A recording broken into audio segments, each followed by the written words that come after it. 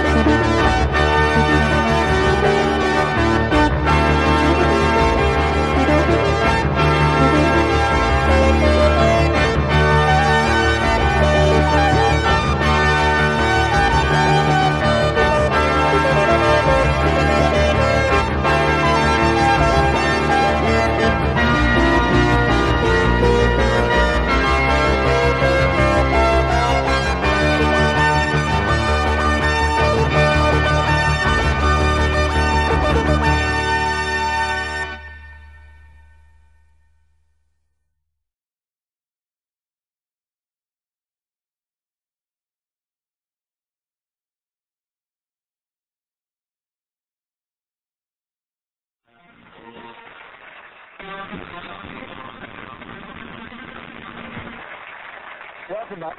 I thought I knew everything.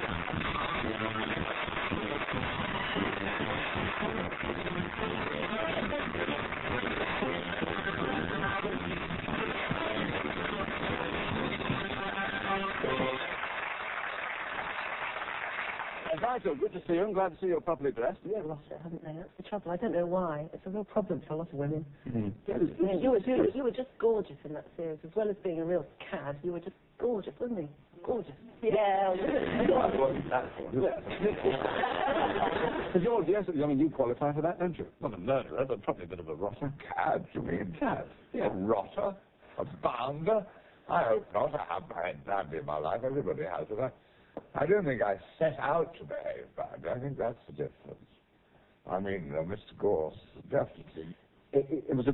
We had a dietitian to help us who was sent over to England and monitored our diet. And I had to go running a lot, and we all got very, very thin, which made it was hell on location. You can imagine all this wonderful foods laid out for the crew, and the prisoners of war. Americans do think that Spain is still a third world country for some reason, and you know, Stephen used to take all his own food because he thought he might be sick. And he'd eat out of a tin can. He'd eat his own food and live in a very strange place. Sort of, they wouldn't stay in a hotel, for instance. I mean, all the Americans thought that was. The hotel was not good enough for them to stay at, so they all hard sellers and created their own little Los Angeles. The Brits stayed in the hotel and made the local food.